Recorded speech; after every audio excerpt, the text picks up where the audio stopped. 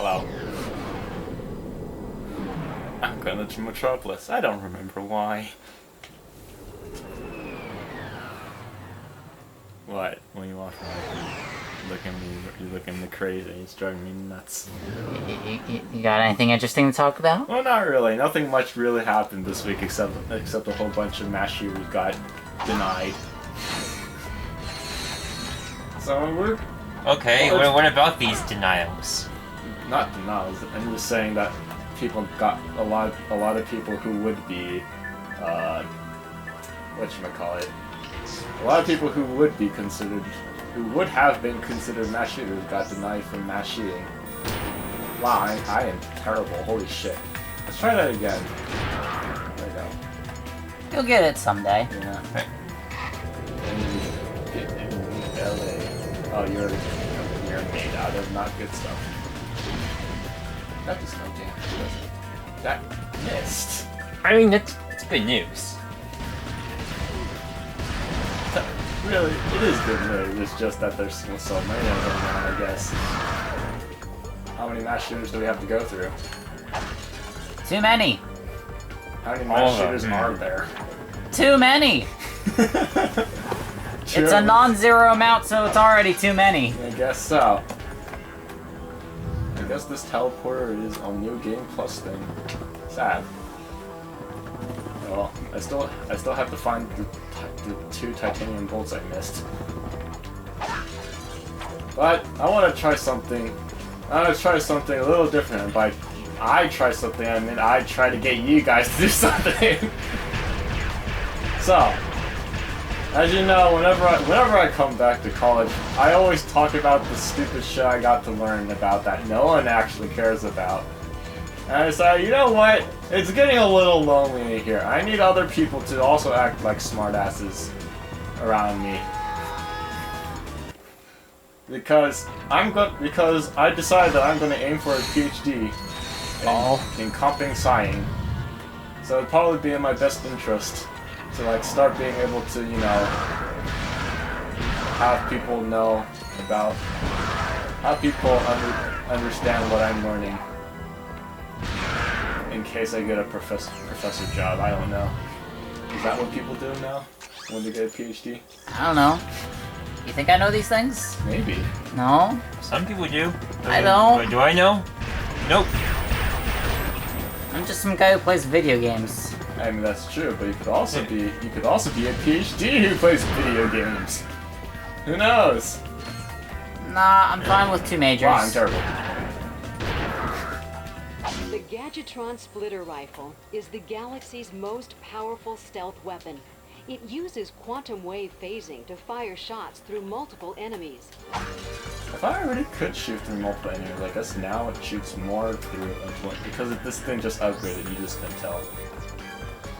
You just couldn't tell at all. It upgraded off screen, but not really.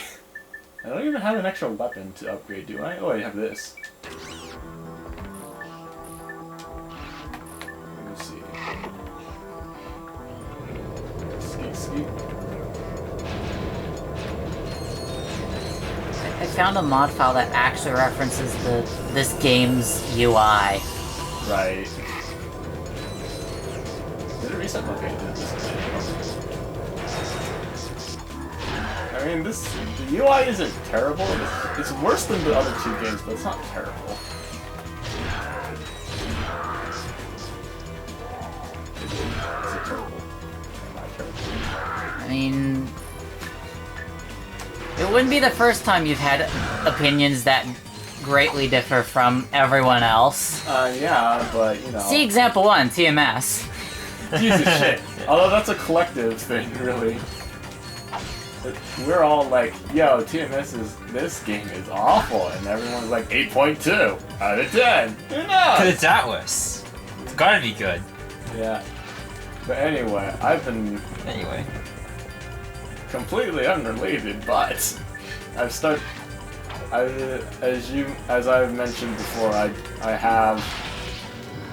had taken a look at learning what is a neural network and stuff, and it's really because like the whole point of neural network is that Yeah, and the whole point of neural network is that it's supposed to emulate how the human mind works to various degrees of success. But the basic idea is that you have...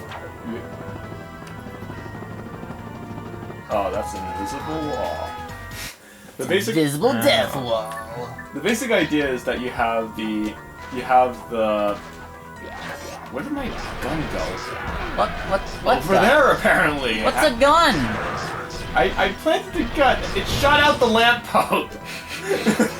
It prioritized the lamppost over the enemies that I'm being... You see, your weapons have the right idea. Destroy all lampposts. It certainly does.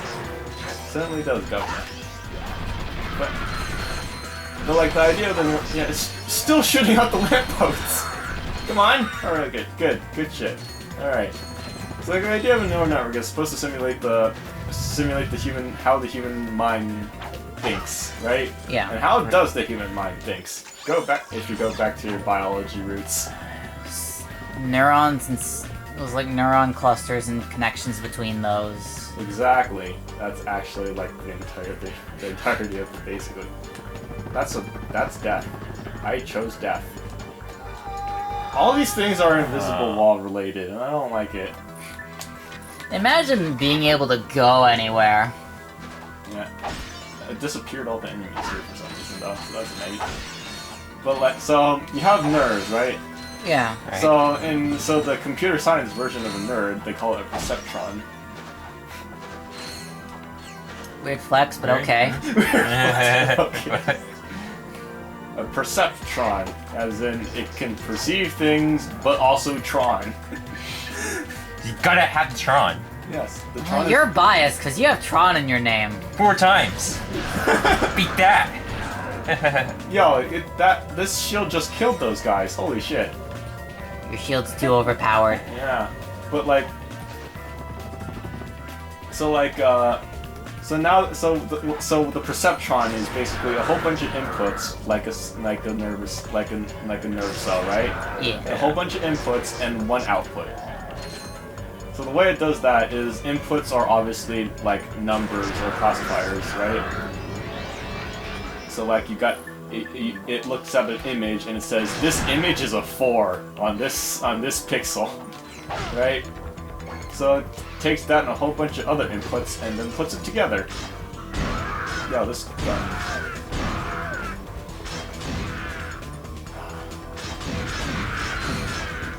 That guy was just plain old stuck. These guys just died! Yeah, they kinda died. Oh! Got him!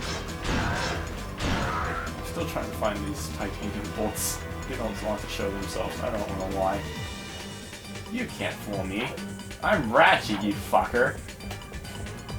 You fucker. You can't fool me. I'm a fucking insane genius guy type.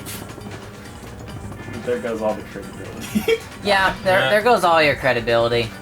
Like, whatever credibility you had is just gone. Snapped out of existence. I flushed it straight down the poo-poo. Oh, you don't flinch anymore, right? You're made out of robot. Oh, come on. There we go.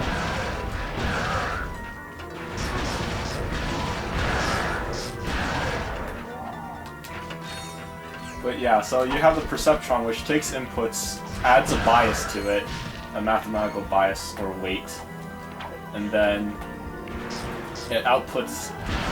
It puts it through an activation function. And the purpose of the activation function is to let it be known that this is an output. So if the result of the equation is something lower than a certain function, then the perceptron won't actually send it. Oh. No. Right? So basically this is whether a nerve fires or not. Right? Yeah. Because sometimes your nerves don't work, and that's perfectly fine most of the time, I think. Most of the time. Maybe. Yeah, I'm gonna need some sources on this, but I am not a neuro man. I'm not Neural Man. Neural Man is the savior of the people. I'm just falling off cliffs. So that's just your basic nerve cell. A bunch of inputs, a little bit of math, and whether or not it should send it to another one or not. So the neural network then is just a whole bunch of perceptrons connected to each other. Right, that makes sense, right? Yeah. Yes. So you just have perceptron A point to perceptron B, and also perceptron C connected to perceptron D. And then they take inputs from each other and make an output, and then all that happens, and it comes out with the solution. So all your nerves got together and said, you know what? 3 plus 3, that equals 13. Booyah! Right? Yes, totally. Yeah. So that's the problem with these machine learning types when you just let it loose. It just sort of, is wrong all the time. So obviously that's a problem, right? So, Maybe. So now you need to say, okay, 3 plus 3 definitely does not equal 13. You got that wrong, Mr. Machine Brain, and we're gonna dock you points for that. So you're off by a little bit, maybe like 7 or so, but right? I got stuck on the flower. These are some sturdy ass motherfucking flowers, alright? Well, basically, you go, okay, bad machine AI, 3 plus 3 doesn't equal 13, you're off by 7, and the machine is like, oh, stop hitting me! Alright? And so that's it, and so that's your error. That's the machine error, right? You want to take that error and you want to go back through every single nerve, alright? This is called back propagation. Basically, it uses the chain rule and hold up. Okay.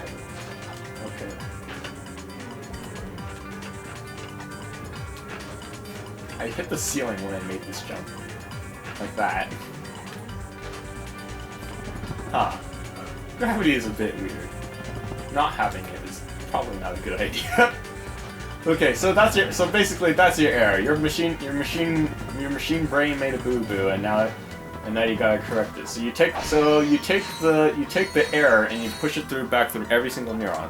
This through back propagation, which uses the chain rule to say, okay, we're off by this much, right? And so you repeat this process over and over again, and that's how the neural network learns. Eventually, the error gets so small that it actually becomes right. So like after about 50 times of getting 3 plus 3 wrong, it finally learns that 3 plus 3 actually equals 6. And now it can do basic addition if that's what you made your machine neural network do. Then it has learned how to do addition. Isn't that fun? Yep. So there's a whole bunch of techniques. So that's just like what a neural network is, right? That doesn't explain how an AI is able to identify an image, so to speak. Like, is this image a cat or is it not a cat, right? It doesn't know how to do that. You can't put cat into numbers and then put it into equation. That's just no one does that. Why would you do that? What the hell is that? Oh, it's a time machine. Okay. So there's a whole bunch of techniques into turning input into numbers that the neural network can use to make neural networking, right? It's like in this for images, there's a thing called convolutional neural networks, which uses a process called convolutions in convolution cycles. Placed explosive charges all over the city. You'll need the hover ship to reach them all in time. Right, so how would you explain to a 5-year-old how can a computer tell that an image of a cat is a cat? So basically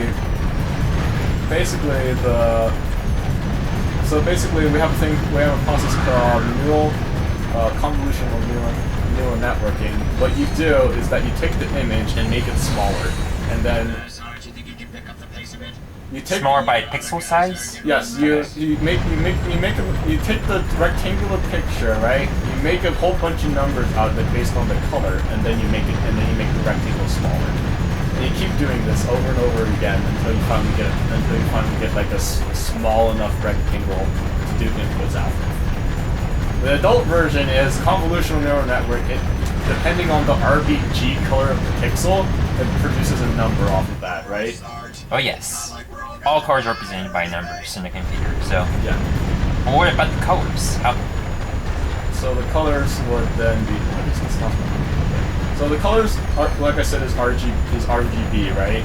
And then, so each pixel... So we don't want to calculate every single pixel in the... He survived? I don't believe it. I mean, we never doubted you for a second, Sarge. Good work. Wow, they don't have any confidence in you. No, they don't. So you don't want to compute every single pixel because that takes a bit too long. So usually they take like a 3x3 area of a pixel and calculate the average of all the RGB values, right? And so you take all these values, and then you have your rectangle of values, right? Your matrix of values, right? So now convolutional neural network says that you want to make the rectangle even smaller, right? So now you take your matrix and do the same thing, as you did with the regular picture. So you make it so you take the number values of the matrix that you just made. And you calculate the averages of those and put it into a new smaller matrix. And then you keep doing this over and over again until it's small enough for your neural network. Does that make sense?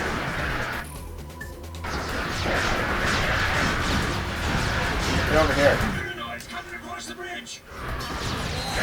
I'm just getting that you just make an image smaller and smaller and take averages of colors. Yep. But I didn't get what happens after that.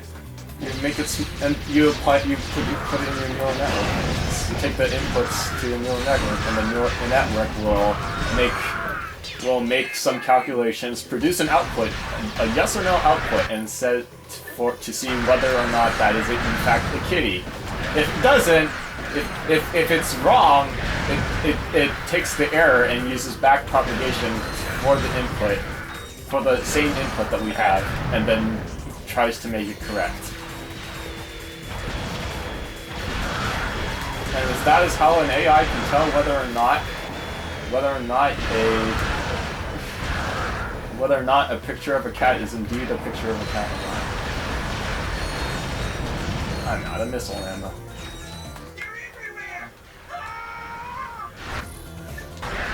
These guys do not instill confidence in literally anything. No. Hi. Oh, hi. I guess they have it right. They're coming from the tower! Is the titanium bolt in these missions? I hope not, but probably is.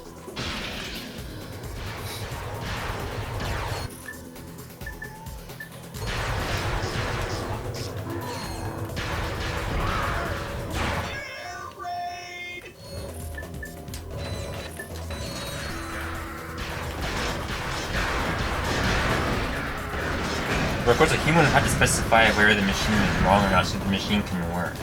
Well, right, that's so there is some machine. That's what testing aspects. is. That's what testing is. So in machine learning in general, this is called supervised learning, as in you build the AI, right, and you say whether it's wrong or not, basically. Right. I've been learning a little bit about So, this. what would the error be for stuff like images? How would it figure out how off it is? It's usually a binary. So basically you have a function, which is what your output is, right? Mm-hmm. Your output is a result of the function, right? Yeah. And the function is function is defined by a derivative of something, right? And so it can tell how off it is by using the function, the derivative of the function and puts it back through the puts it back through back propagation, and it learns to see how off it is by that. So let's say as a result of your function, the cat being yes, the image being a cat is like 75 or something, right? That's the value. That's the supposed value based on your function, right? And that's not correct. And that's not correct. We said no, and it produced a value of, let's say, 20, right? So your error would then be 55. Okay. Does that make sense?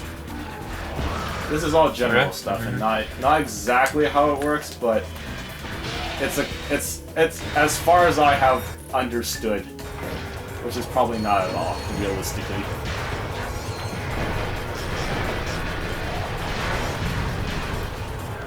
I've never been too big on machine learning. I mean, the closest I've gotten with machine learning is just doing stuff like regressions. Which isn't really that basic. That's just math at that point. Yeah. The Noids are holed up in 4 towers. You'll need a hover ship to get up there and flush them out.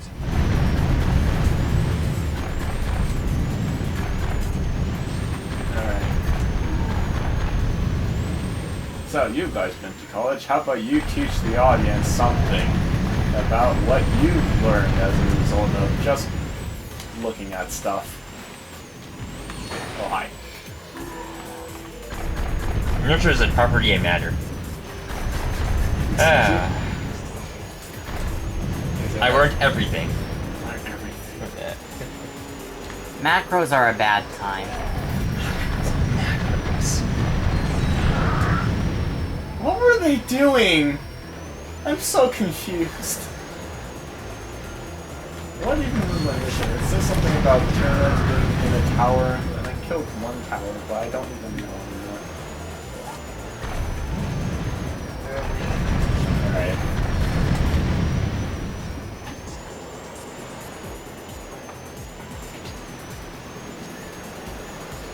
There are titanium bolts somewhere. Just tell me.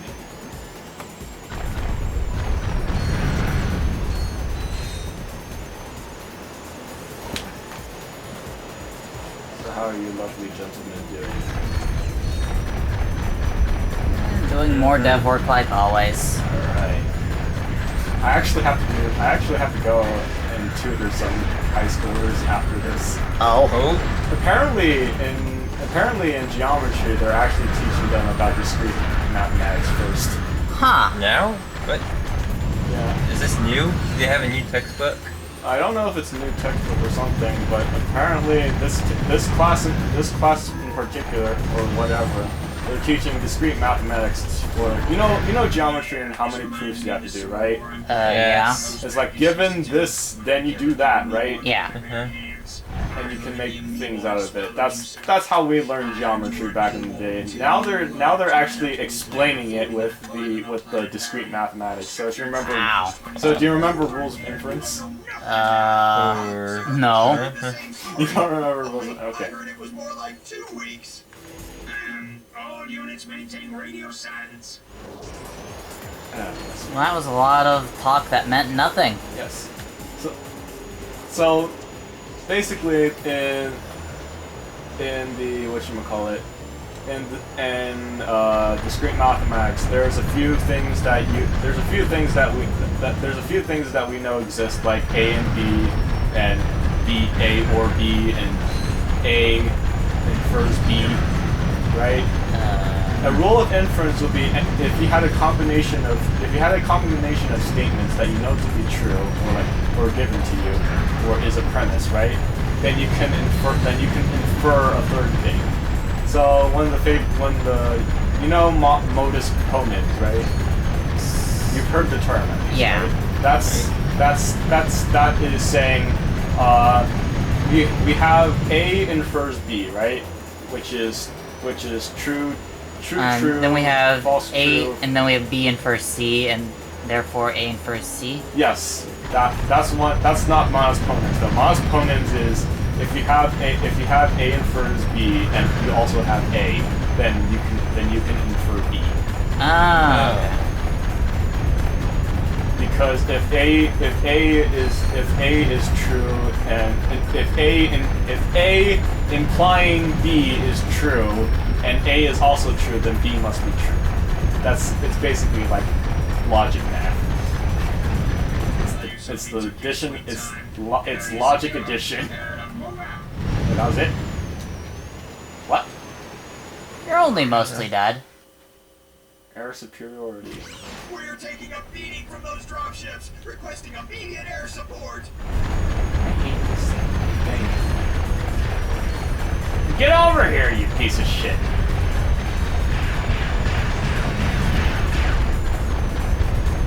God damn you! I'll murder you eventually. I can't even aim that high. It's not letting me. God damn it. Alright.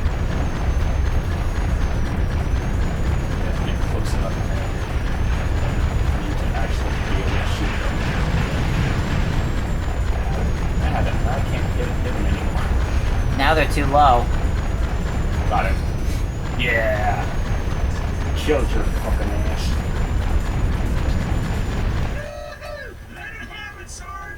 Finally, some positivity. Jesus shit. I was missing some of that. God. There's not a lot of positivity in this world, is there? Millennials need to be more positive and stop thinking suicide is relatable. Jesus shit. Goddamn millennials. Honestly. Generation Z. Are we sure it's even millennials at this point? You know, you're kind of right. It's kind of blend in. It's kind of just everywhere. Kind of just everywhere. Just in general, people are just being, just making memes about suicide and shit. World's on fucking fire, and there's nothing we can do about it. But we can be a little less suicidal about it. Come on. I guess if people are still thinking like that, Persona 3 is still going to be popular forever. Well, at that rate, we'll never let's play it. Honestly, I'm gonna talk about Persona and why I don't like it anymore after playing 3. Oh? But basically, I played, the only Persona game I played was, or not the only Persona game, but rather the first Persona game I played was Persona 3 Portable PSP. Also Of course, it's the PSP version. PSP port of Persona 3, which is basically Persona 3 FES Lite. It has basically most of the stuff in Persona 3 FES, but just on the portable and remove some of the things. Like something about the original Persona 3 is that there's a thing that you can do called if you. Wow, how did I hit him? Like there's a mechanic in the game where if you combine two certain personas together, and you get them correct, you get an extra skill, right?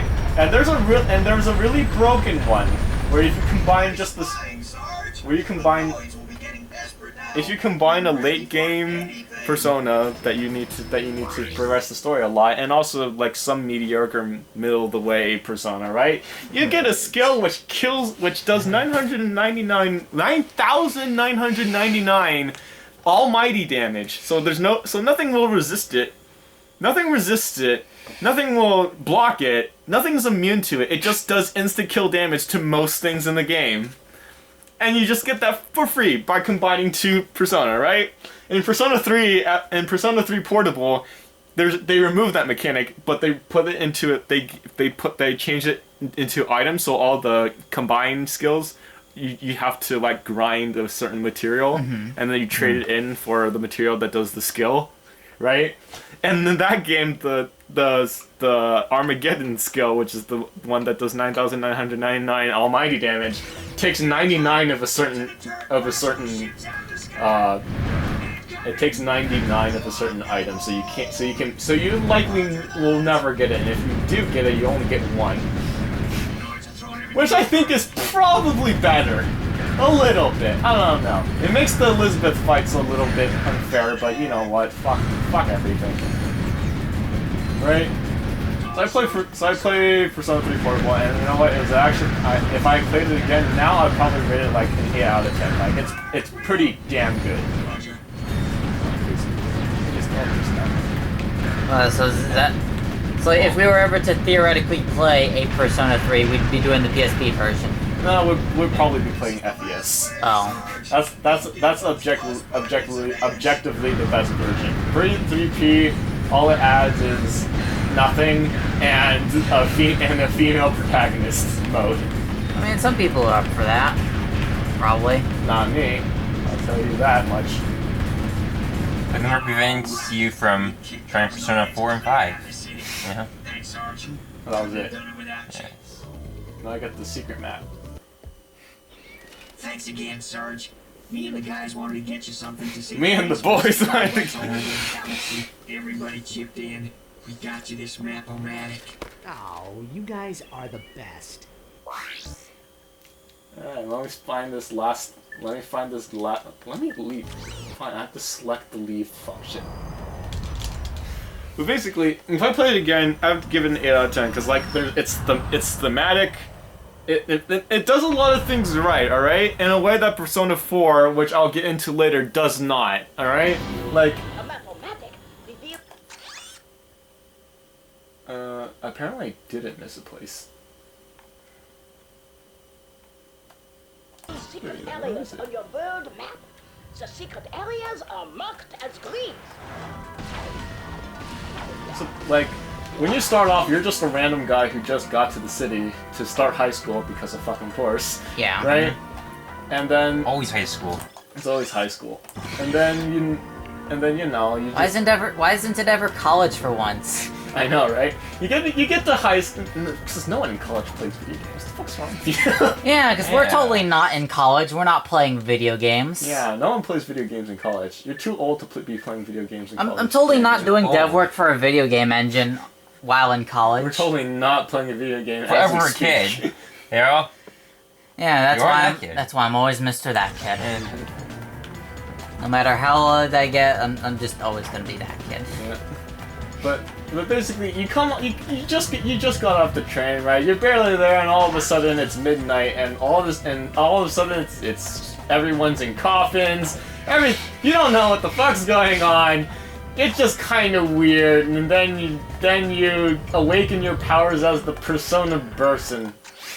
Persona Person A, Archetype B. Nothing special, right? So you unlock your powers as I think that's how it goes, right? But that's not even the intro to the game. The intro to the game is a girl trying to shoot herself in the head and then saying, "No, I can't do it." Oh. Right? So right off the bat, you get the theme of the game. This is a game about suicide. All right? You laugh at it, but that's how the game starts off, and that's how the game proceeds to go. That's the theme of the game is suicide, alright? Oh boy. It starts off pretty damn smart, alright? A girl tries to kill herself. You find out later that she isn't trying to kill herself. That's just how you awaken your powers in this game. Oh, so you awaken your powers by trying to kill yourself. By shooting yourself in the head. Great. It's a meme, you know? You've ever heard of people trying to persona themselves? They're referencing Persona 3 and not any of the other ones because none of them are memorable enough. Alright? I skipped his thingy, now he doesn't exist. Alright? So it starts you understand the thing, people trying to shoot yourself, like kill themselves, right? And the thing continues with your powers being actually shooting yourself in the head, right? And then you get introduced to the people you're gonna be living with, and they reveal themselves to be a super secret top-notch extermination agency to exterminate all the bad things in the world, right? And you just happen to be one of the random people that has the powers to do so. There's also a bunch of themes. There's also a bunch of themes with the with people getting injected with Persona, which actually is a plot point in itself, surprisingly enough.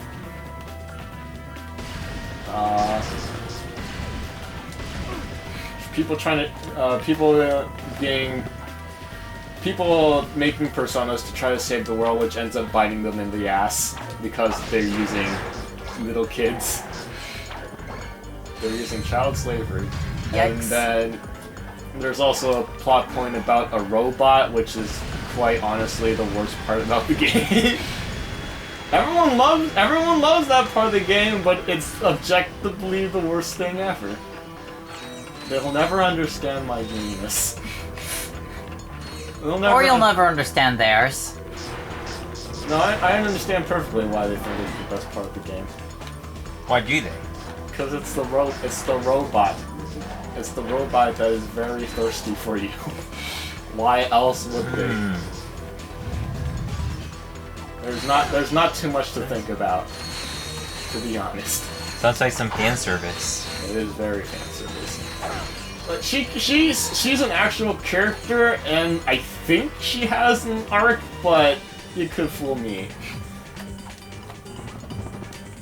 All right, but like basically it does the characters well.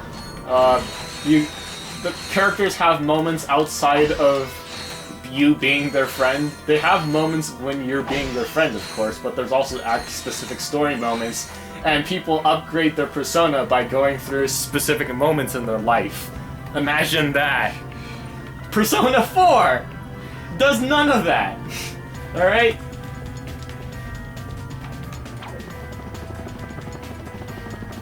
That didn't work out in your favor. Ooh, I think I know. I think that's what I have to do. Is it?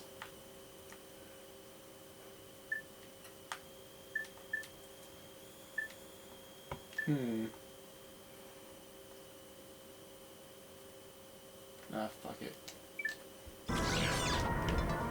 But like, basically, it's like...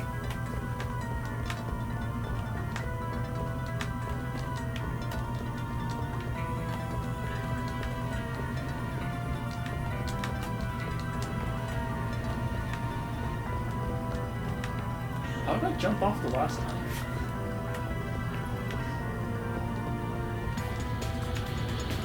Gosh darn it. How do I... Where is this last titanium bolt? Do I have to look it up? Shit. I'll look it up later.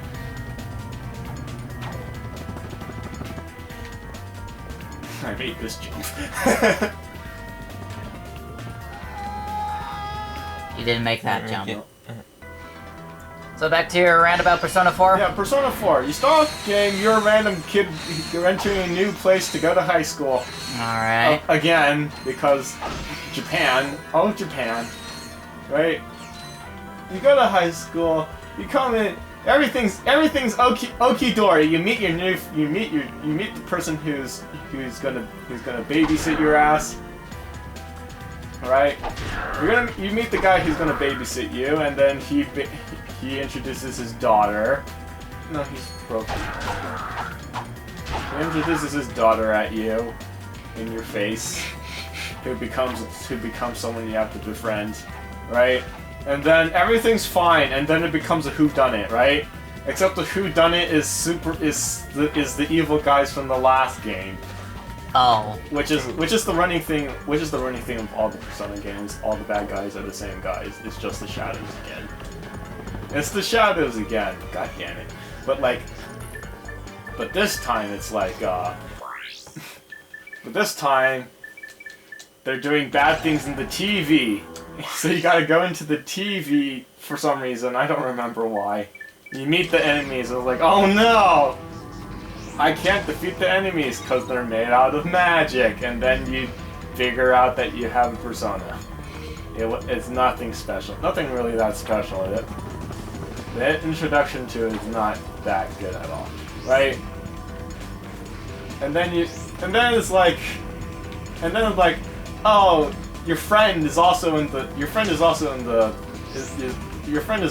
TV, but he's not having a good time, and he becomes a shadow, and then the theme of the game is don't deny who you really are, which they end up going back on because one person has a shadow and you defeat it and he decides, yeah, that's not who I really am. The shadow just fucking disappears.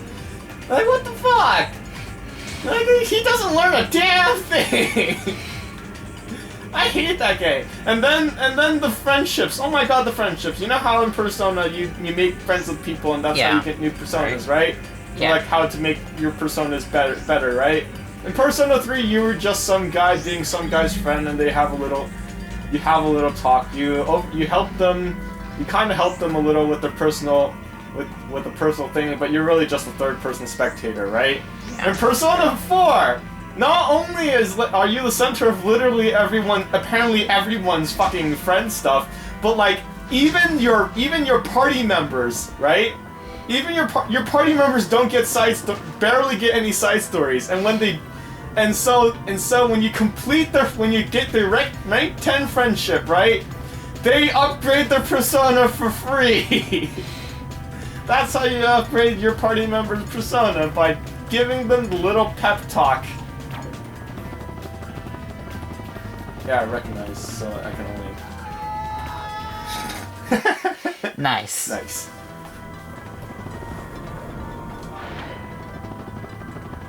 But yeah, that's how upgrading Persona works in Persona 4. And what? I guess that's not where the golden titanium bolt is. I should just leave. Let me do that. I'm gonna leave. I give up. But yeah, so you're basically the center of everyone's thing, right? And then the ending of the whodunit. The ending of the whodunit is the extra story mode. And then you find the whodunit person, which just turns out to be some super shadow boss, right? Who's thematically the opposite of your first persona. It's such a terrible story. It's so terrible. But basically, the opposite of your first persona is like, you start off the game with Izanagi, right? And the final boss is Izanami, which, if you remember anything about Japanese folklore, Izanami is Izanagi is the person who goes to the underworld to find his wife in the underworld, Izanami. And then the whole point, he goes there, right? And he tells you can't look if you're trying to revive your wife, right? You can't look back at her corpse. And then he does, like the fucking idiot he is. So she becomes the goddess of death, he becomes the god of life somehow, I don't remember. I'm not too big on Japanese folklore, if you haven't noticed. But that's the story, right? So you start off with Izanami, the final boss is Izanami, and like, oh, nah. Like, basically, we start as we need to go on, right? We start as we need to go on. Nothing. Just nothing. Alright.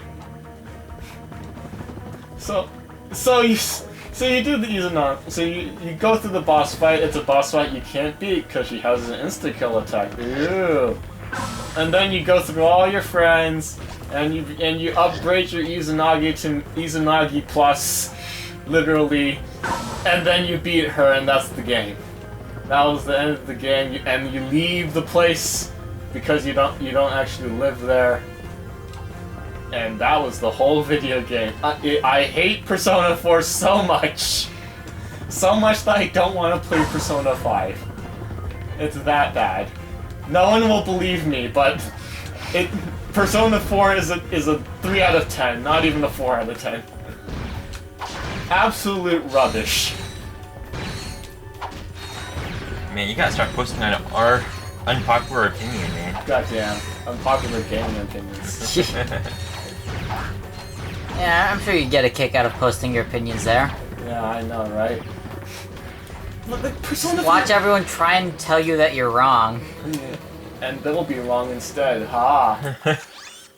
Yeah, let's see. Alright, apparently I got all the green stuff here, so...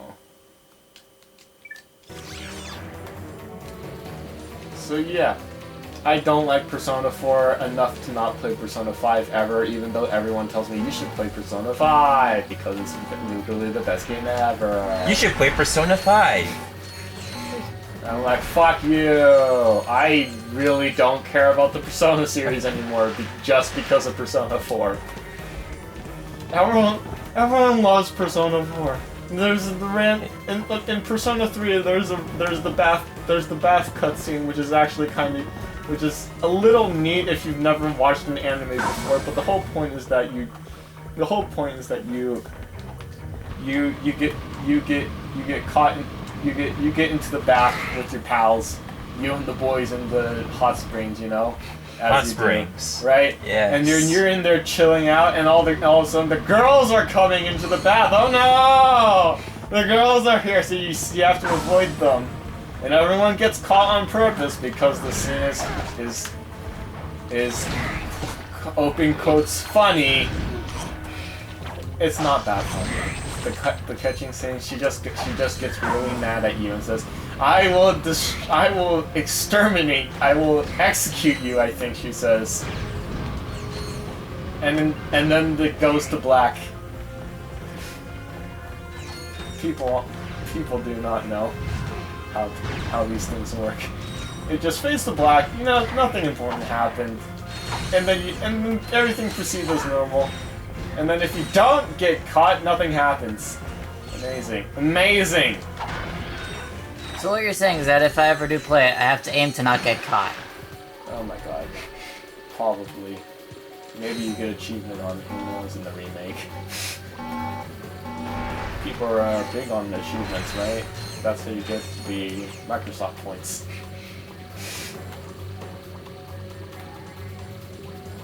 Wait, but I don't have an Xbox.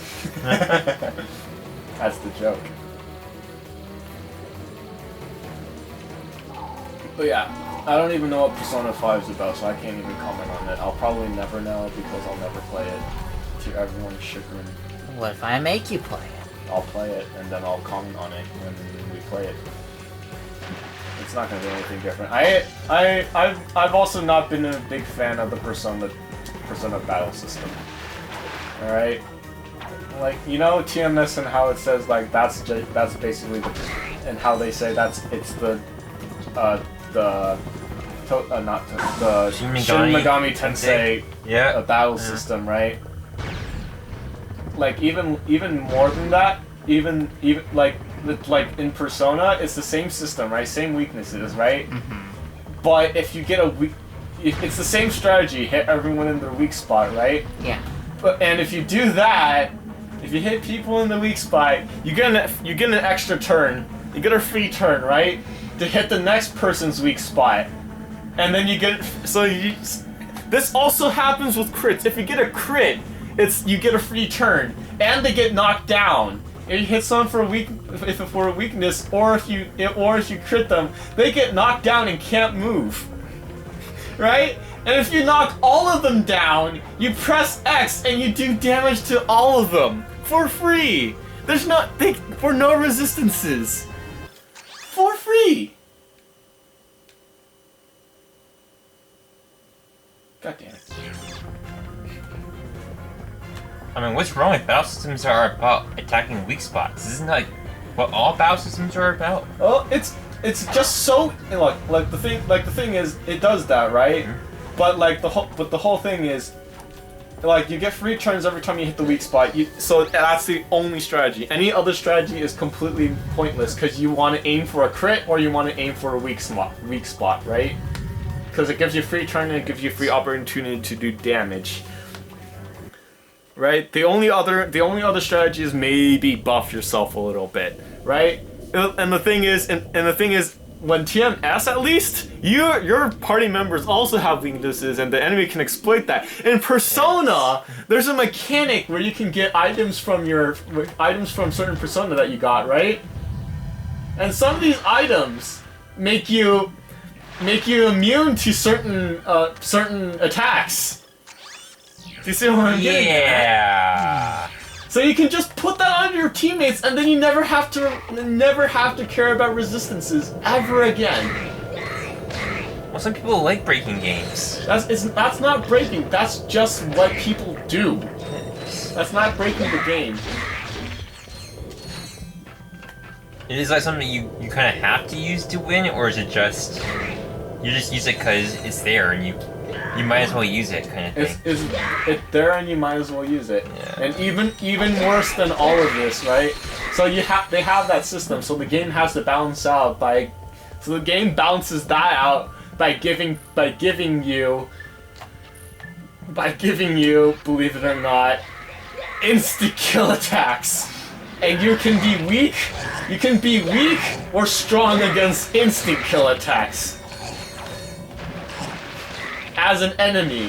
And if you instant kill an enemy that's weak to being instant killed, you get a free turn. utter nonsense. Man. The battle system is really bad in Persona. I will take no arguments again. I will accept no arguments for it.